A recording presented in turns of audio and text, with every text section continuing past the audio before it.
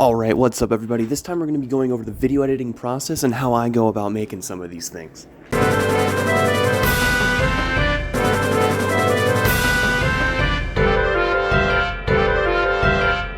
Now throughout this video, I'm going to be showing you a few various projects that I've worked on in my spare time, just kind of having a little bit of fun. And I'm going to explain to you a few of the techniques that I used in each of them and how you can edit all of them together in order to make a final product. Alright, so this first one is just going to be a lesson in a few basic cuts and perspective changes.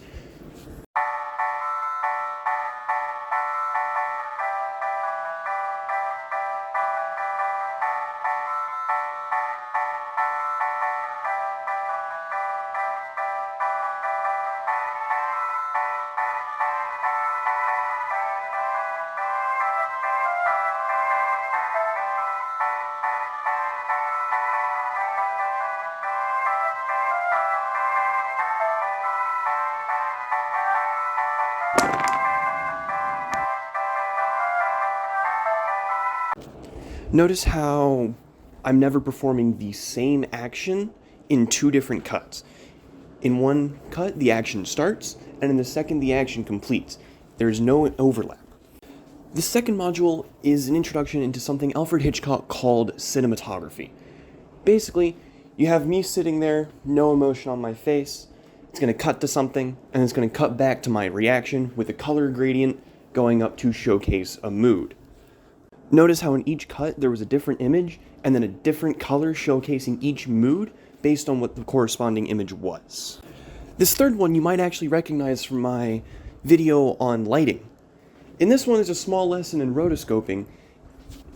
Rotoscoping is the process of drawing over something frame by frame so that it can be superimposed onto another video without impeding on the second video. I'll admit, I'm not the greatest at rotoscoping. But the dice is entirely rotoscoped. Notice how there was that thin outline? That's saying that it's from a second video, but I drew frame by frame over it, and then I manipulated those frames. Now here's a new one. So basically, in this one, I appear twice. I'll explain more on that in a minute. So basically what happens is, I take two separate videos, and then put them on top of each other while masking certain portions of each video. That way, I can appear twice. It's kind of interesting, don't you think? Now here's something a little bit less fun and more on the boring side, stabilizing camera footage. I don't need to explain why that's important. But the second part is another application of camera stabilization because now you can use the camera to make floating text. This is the fun part. For the floating text, you need the camera stabilized in order to properly track. Now, all credit for the music for this next portion goes to Bear McCreary. He's the one who composed the original theme song for the 2006 TV show Eureka. This is where all these techniques have been leading. My little parody of that opening theme. It was actually kind of fun to put it all together.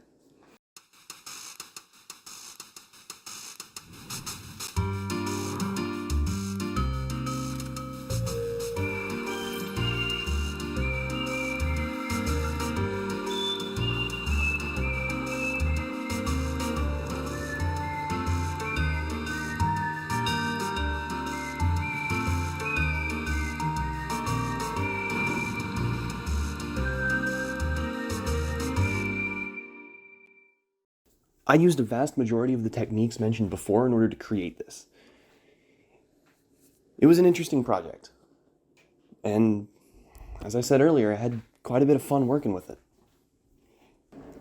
And as always, thanks so much for watching. It's your boy signing off.